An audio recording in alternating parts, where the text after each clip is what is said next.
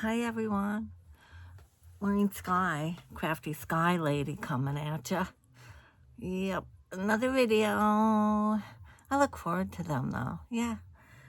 This is Thursday, not Wednesday. Oh, I just dropped my napkin. Anyway, I have a dog under me, so he may bark. He barks at my husband, something awful. We're working on that. He's a little Jack Russell Terrier. He's adorable. His name is Reuben. He's my daughter's dog, but they live here now with us for a while, so he is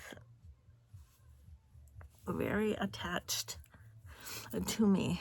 It's a little damp here in New England, as it has been. The sun came out yesterday, and I was able to do a little more planting in my other garden down there. I have, say, 1, 2 regular size garden bed, average size, with a small metal one that I bought. So there's 3 on that side, and there's 1 regular size on this side of the pool.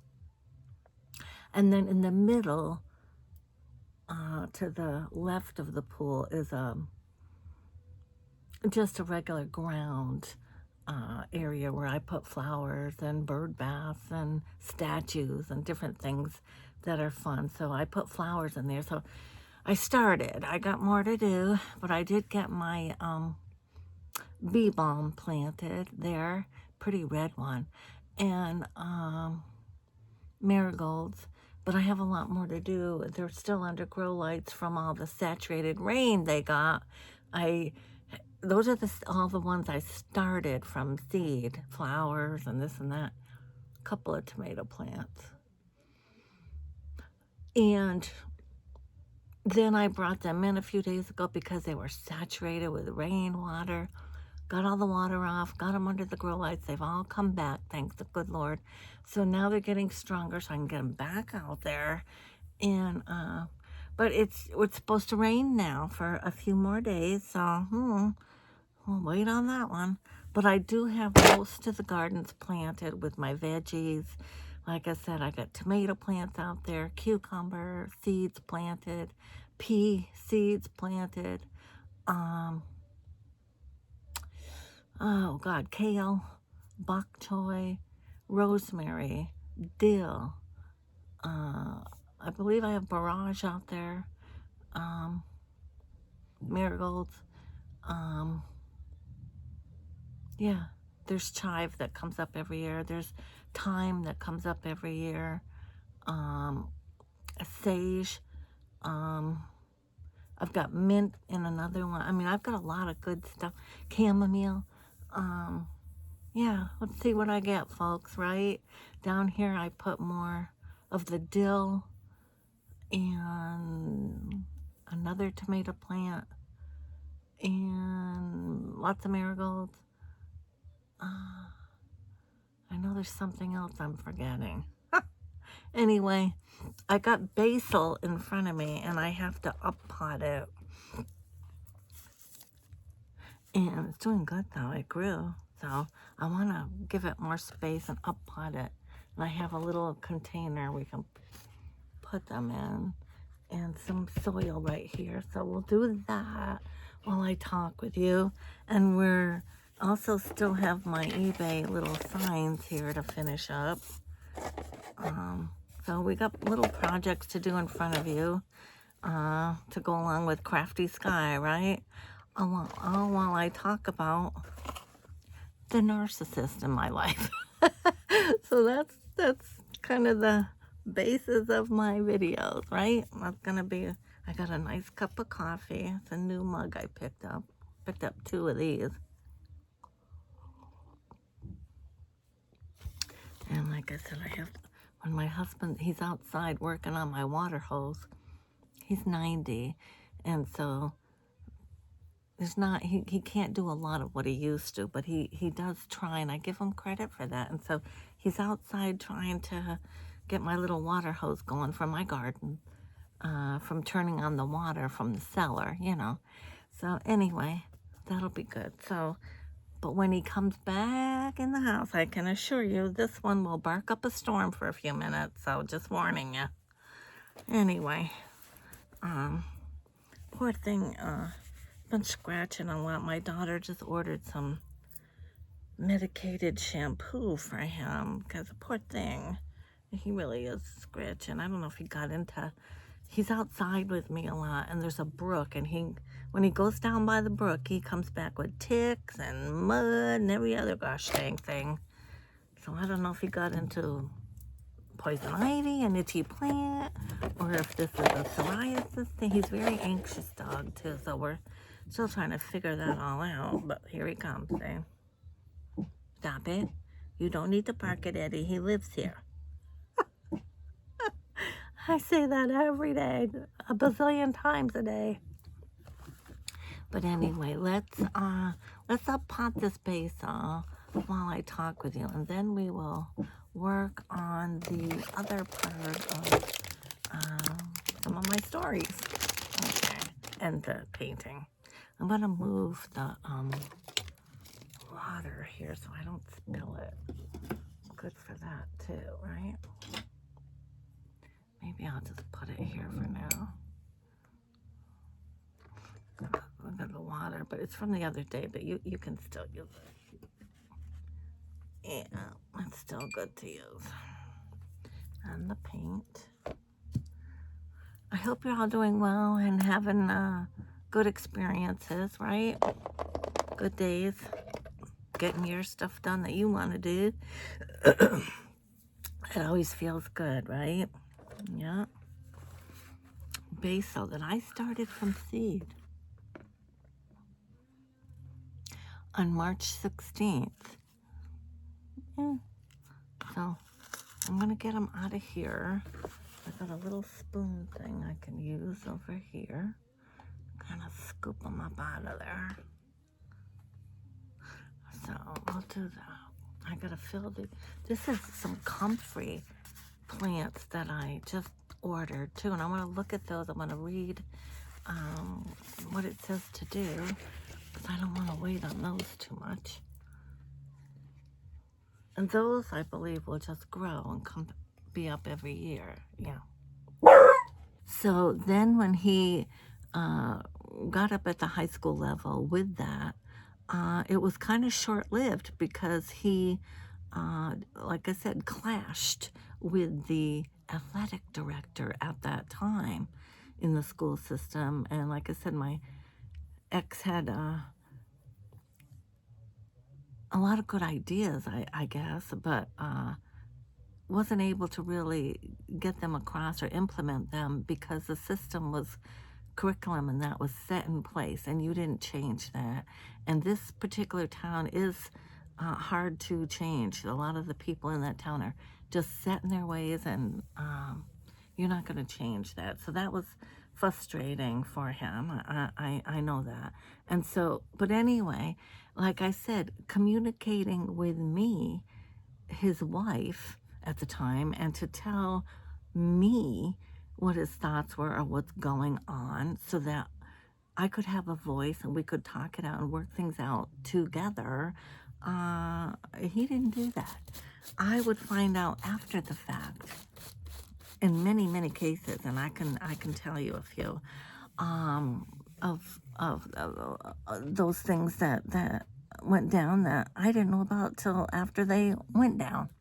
So, and that's not fair to a wife. You know, you're trying to, prosper, move forward, have goals and aspirations and things that, you want to see happen in your life, in your marriage, with your children, and move forward, goals, things for the house and this and that. Anyway, so here he is in the school system as a physical education teacher at the high school level and coaching, and he decides to write his letter and get out of the system, leave the system. And he did that. And I didn't know about it.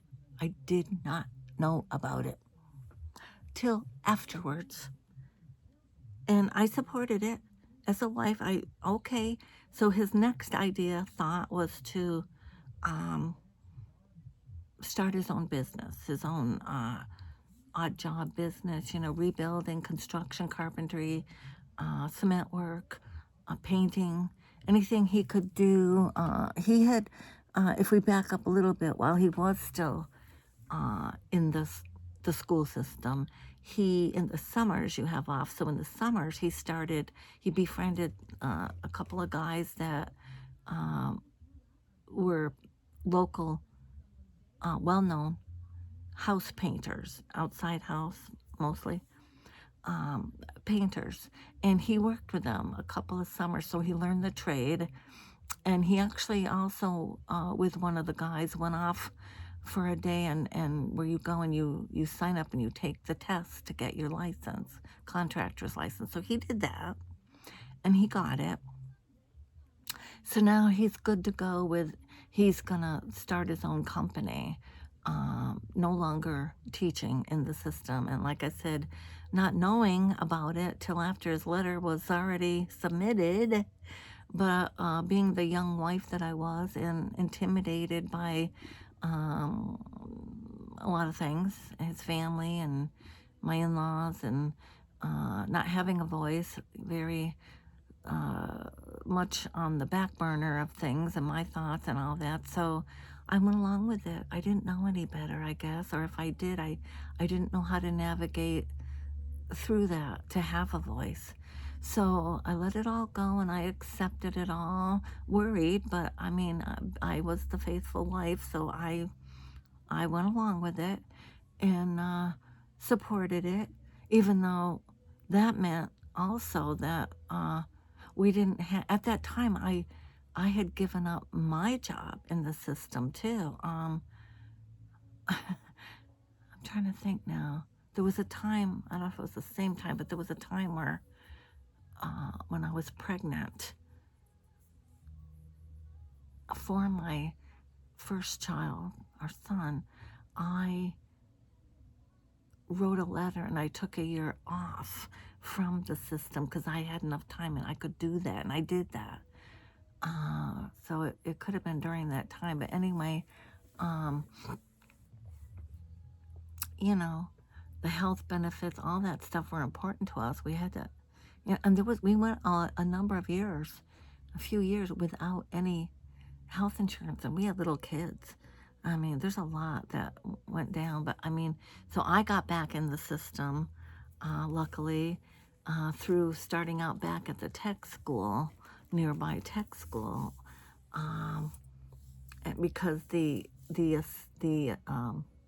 superintendent director of the tech school at the time, who was actually one of the founders of getting that whole tech school going, Mr. James O'Neill. He's gone now. He's been gone for a number of years, but nice man, and he did great things. And I had put in an application because I saw that the tech school needed some cafeteria work at the time, and I was willing to go work in the cafeteria.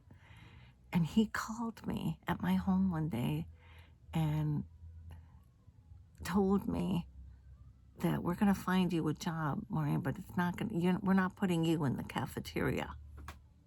And he did. He got me a job with his secretary. So I worked clerically with his one of the top secretaries in that system. I worked with her, and we worked a lot on the school committee mailings and stuff like that. But I was her assistant for a number of months till I got back into the school system,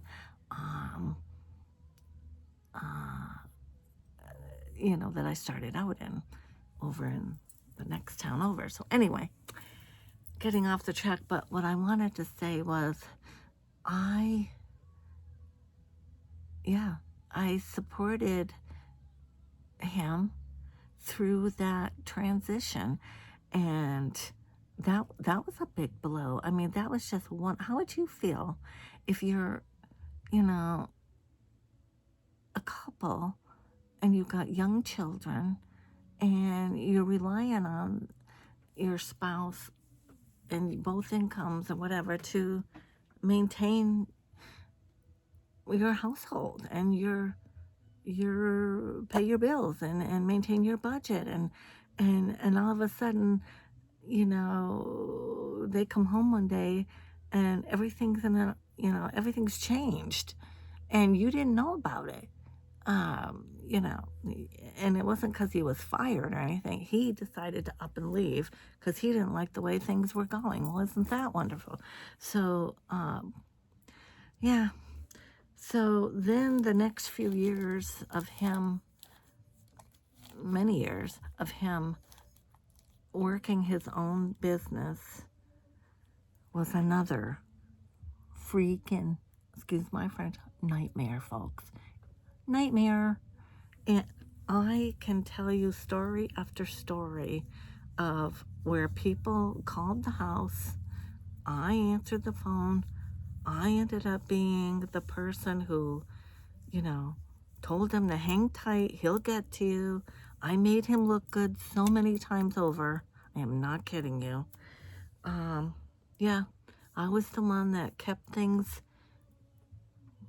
going in that regard. Oh, I can tell you stories on that one.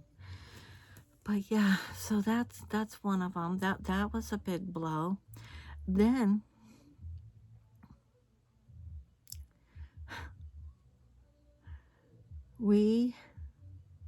let's see, what's the other story?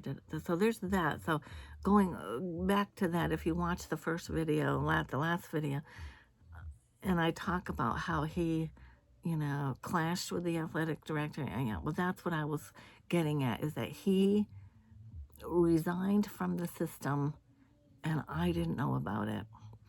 And he also, years later, in his business and this and that, of phasing a little bit out of that, and he paid rent to have a store in downtown Turner's Falls that I didn't know anything about till after he gave the rent and got the keys and opening the doors. I didn't know we were starting a store. I had no idea. I went along with that too. I paid to have a big sign made up called Secondhand Rose. I love that, Barbara Streisand's song, Secondhand Rose.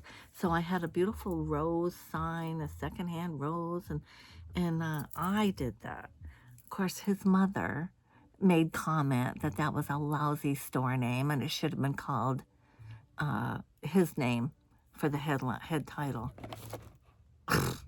Yeah, and across the street on the avenue was already an established, had been there for many years, thrift store, secondhand store, bigger than ours. And the man was,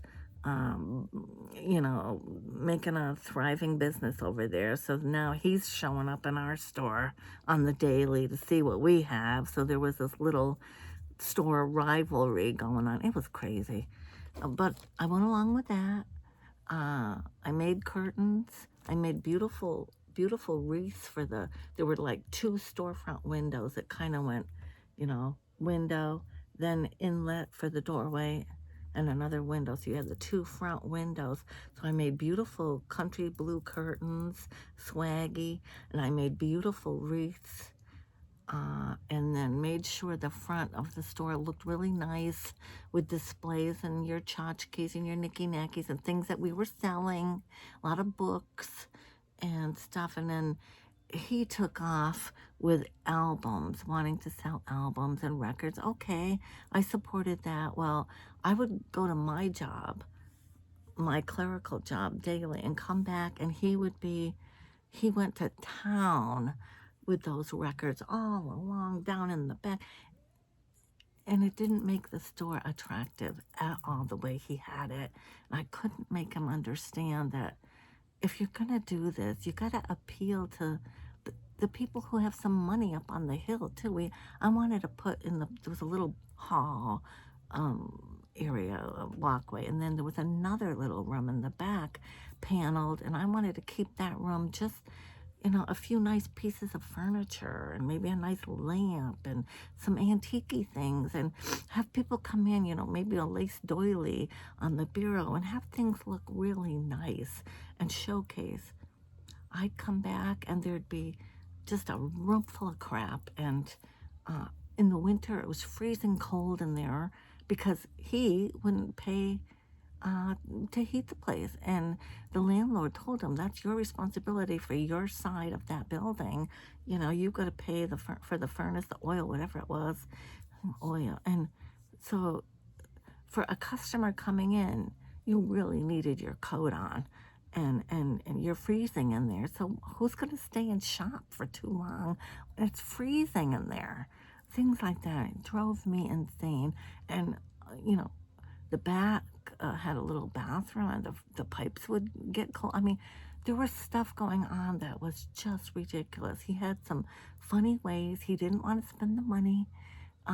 We weren't making hardly any money. And if anything, he became the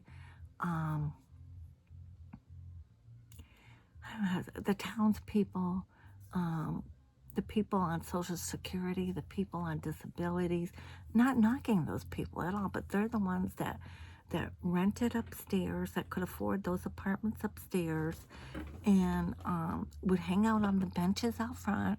They'd come in the store looking for, the bargains, because we were a secondhand shop. And they befriended him, and before you know it, he's buying stuff from them. So he became the money man. He had cash in his pocket, so he'd buy their CDs or whatever that they're showing to him to help them out and get them. It was crazy, folks. So he became like their little ATM bank, but he wasn't making any money. He was buying junk, and it frustrated me to no end, trust me. And then, right, the landlord of the building had a candy store and a liquor store, candy, liquor, and cigarettes and things like that, little coffee shop right next door. So you could walk through a door from our side of the store that we rented from her and walk over, and it was a well-known candy store. It had been there for years in town, so it had a nice reputation. And she, again, was, working with him, but she could see his crazy ways too. And eventually they clashed, and he had a blowout with her, so things weren't working in that regard. And I'm telling you, it was crazy. Yeah, just, folks, I've been through it all. I really have. But anyway, yeah. Just narcissistic ways were just shining through front and center. So anyway, yeah, he gets out of the system, backing up the school system, and he started his own small job, odd job business. He would build you a deck, take your money. Well, first of all, he would be the lowball bidder. That's how he got a lot of jobs, because he would bid low. And that's another thing. He would give you a low bid, and so he'd get the job because you're going to go with the one where you don't have to pay out as much money, right? And then he would take like a third down, so you give him a third of your money for that job. Say you want him to build you a deck, and at the time, let's say it's a couple $1,000s overall for him to build you, and he's going to buy materials and this and that. Okay, well, he'd take a third of that money you'd give him, and he'd go get the supplies, and he might bring them to your home and leave them there. And you're thinking he's coming back in a few days to get started. Well, because he didn't just do that job and finish it and get paid and go on to another. No, he had 3 or 4 going at once. Oh, yeah. And he had already spent the money, paid bills, or, well, no, I don't know if he paid bills. Maybe he gambled it. I don't know, because I never saw the money. It was hell, people. And so you'd be calling me because you want to know where he's at. How come he hasn't shown up yet? You've given him 1/3 of your money, and he brought the supplies and he left them there. And you're waiting. And you're waiting. And you're waiting. And you'd call me, and we'd get to be friendly on first name basis, and I'd assure you he's getting there. Hang tight, he's almost done with this job. And this is, he primarily would work by himself. Early on, he did have a couple of, one teacher friend and another friend of that friend, young kid, nice looking young kid working with him. Nice people. But again, being the narcissistic ways, they don't see value in friendships either. They end up doing something to ruin those relationships. He didn't value friendship. He didn't, what's the word I always use? I can't think of it at the moment. It'll come to me. But anyway, these people, were honest, good morals, good working people. And yet he would do things to sabotage and ruin those relationships so that they went away and never came back. Or if they came back, they didn't come back wanting a real strong relationship with him.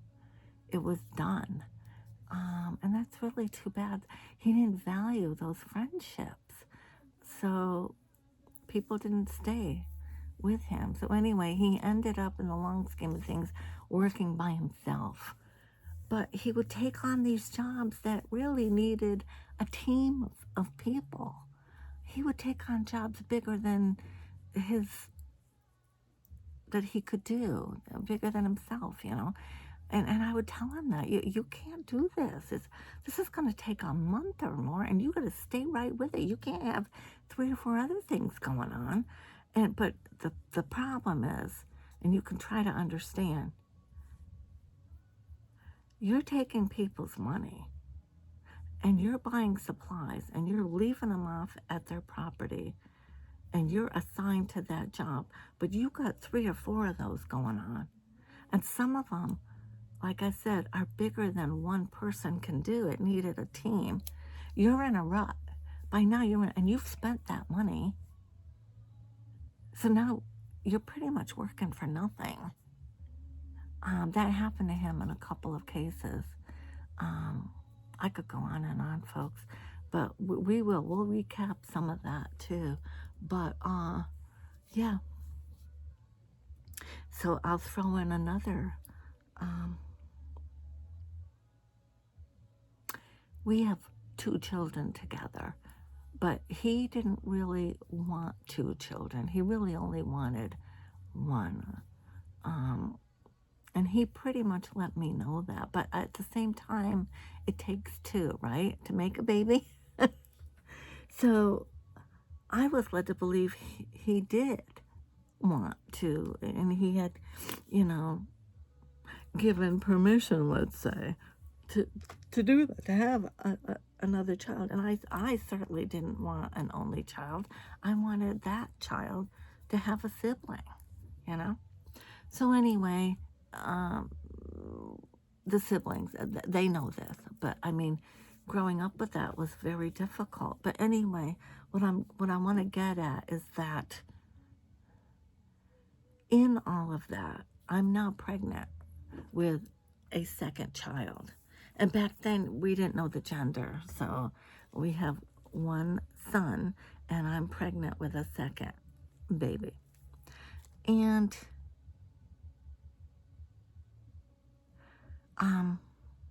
let's see.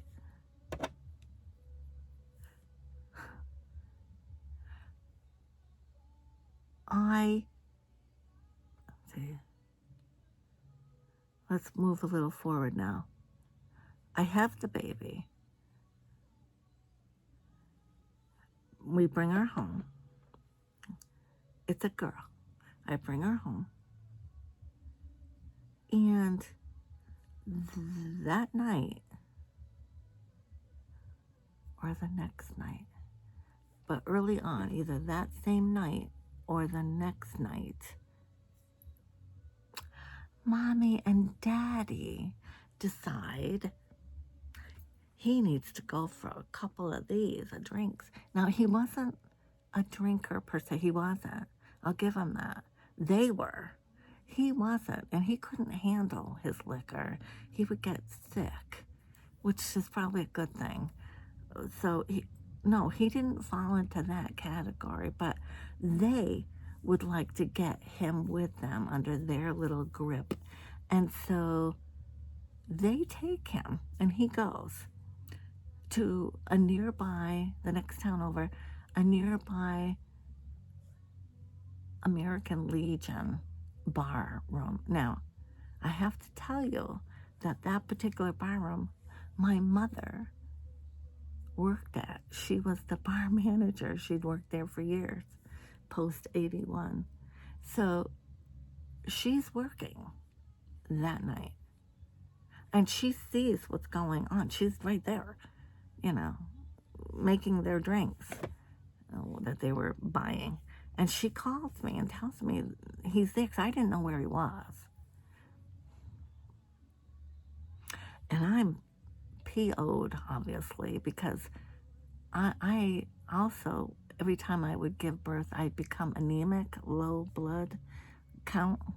And that was going on. I was very tired, very anemic.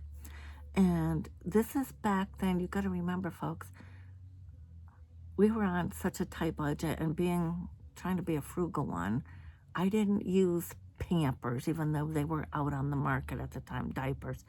I didn't go that route of buying. They were expensive.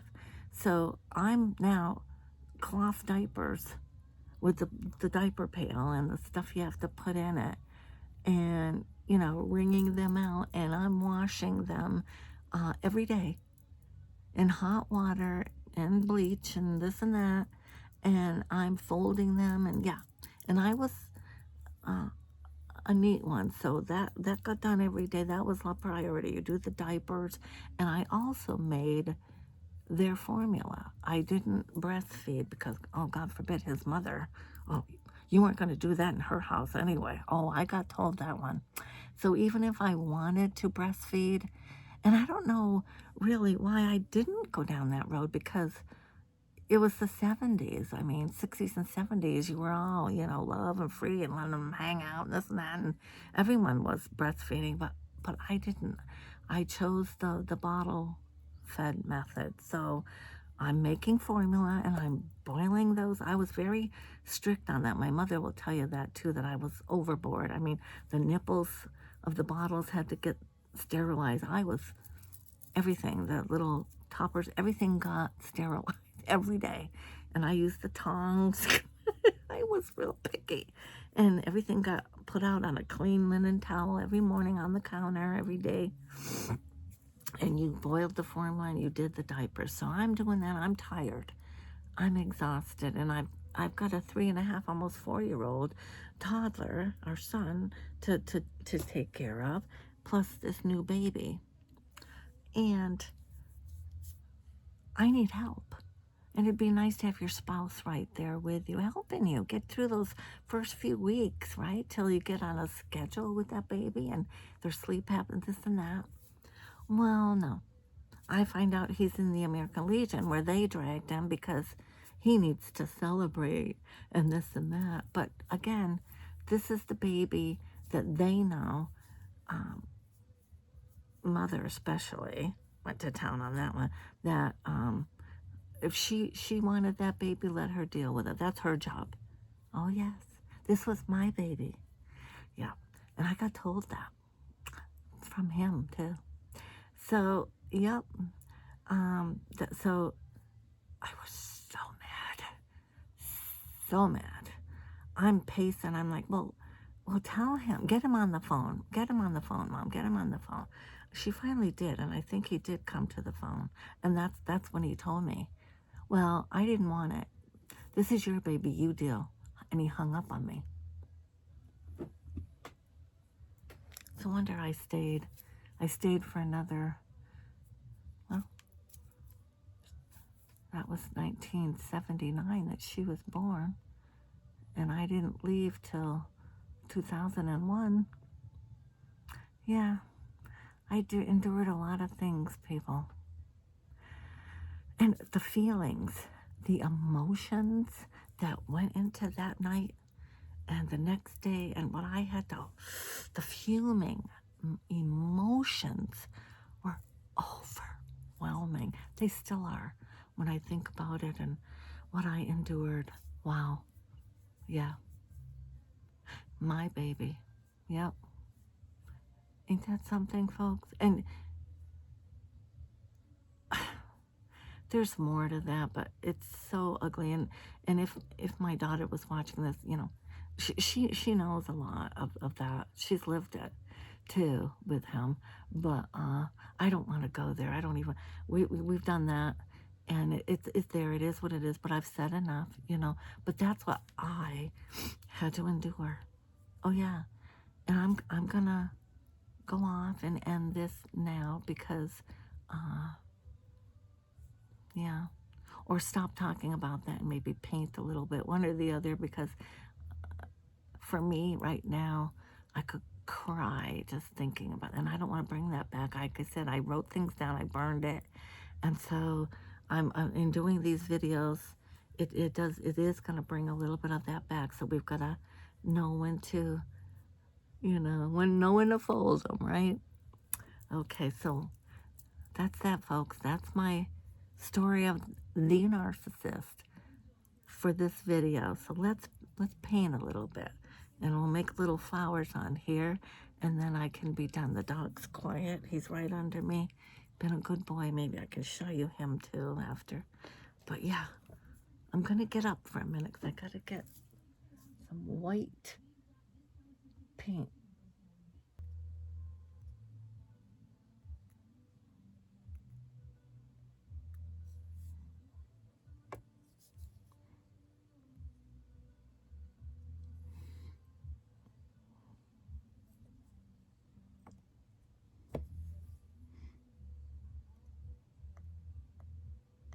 I want to make some more jewelry soon too.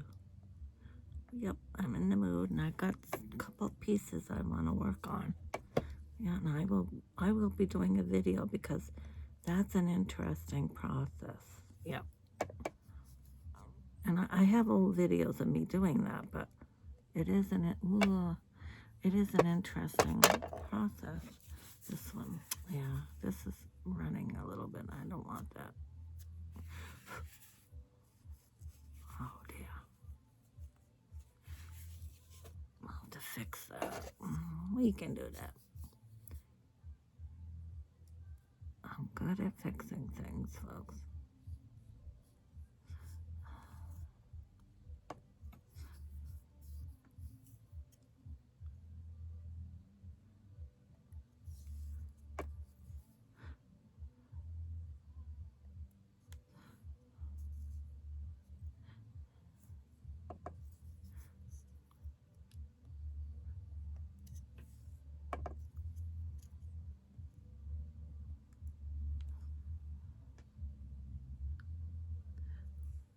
Not too bad.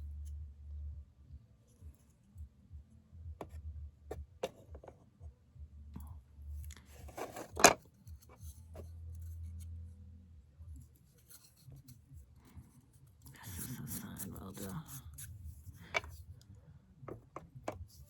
Yeah, I gotta eat pretty soon. That's why I feel like I do.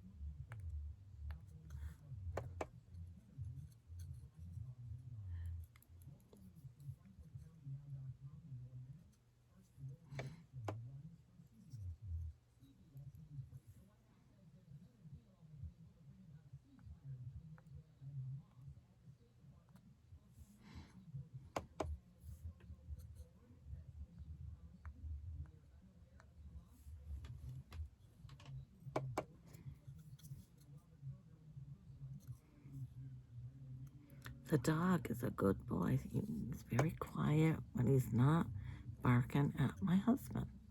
It's the strangest thing.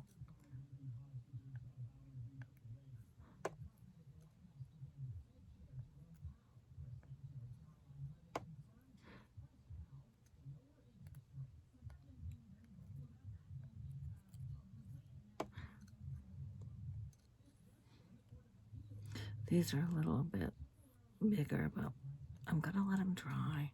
I think they'll be okay. Yeah. All right.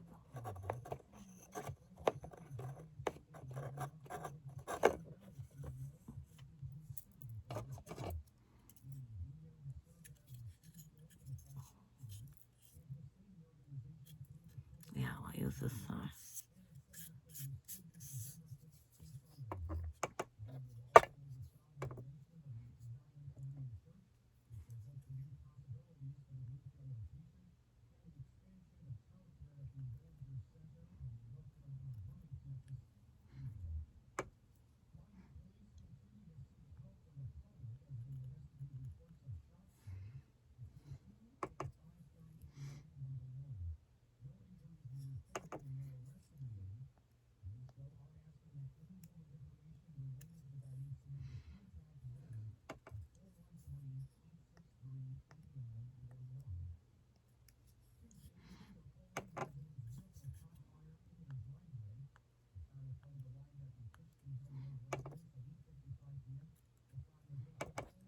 And I got a couple of really good ideas for some watercolor too, guys. Yeah. I'm gonna do a picture of berries. Yep. From the newspaper. I save a lot of newspaper articles that have really pretty, colorful photos.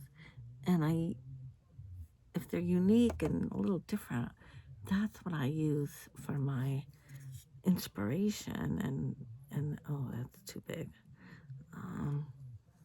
Wipe that one off. For my watercolors. Yeah, that one's a little too big.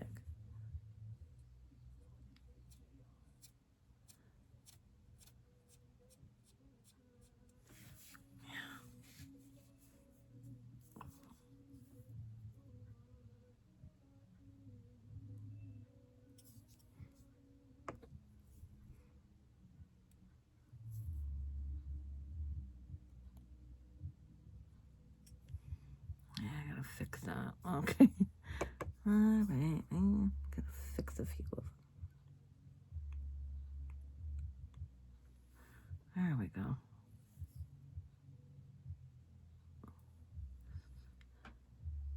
All right, well, let those all dry, and we will now work on, I gotta eat something pretty soon, because all I've had is some toast this morning, and I can feel it. I'm diabetic, I haven't taken my pills, and I can feel it, which isn't like me. I always take them pretty much on time.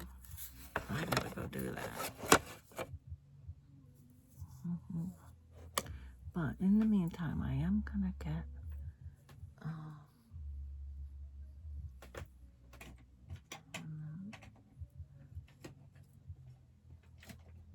not really.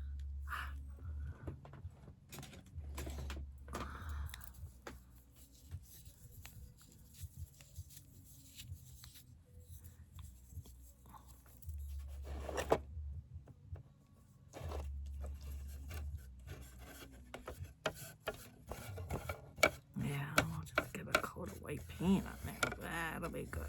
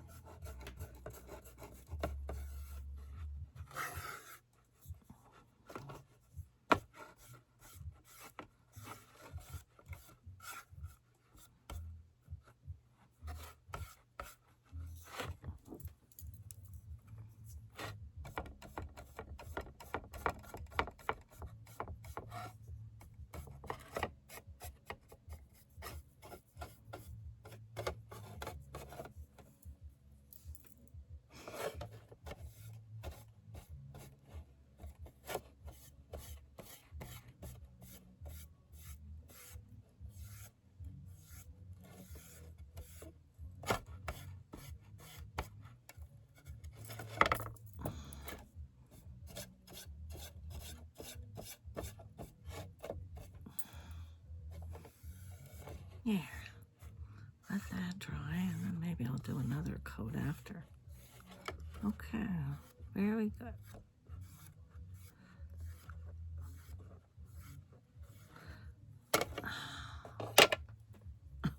I have pain all over me. I need to eat something, take my pills. Okay. Well, folks, there's my video for today. Been real. I love ya. If you haven't already, share videos with your friends. Tell people to come on in. Like, hit, subscribe. That's the word we want today. Subscribe, folks. I need your help. Gotta build that subscriber numbers, and we will together. Let's do this. And until we meet again, I certainly hope the universe provides. I truly do. Thank you now. Bye-bye.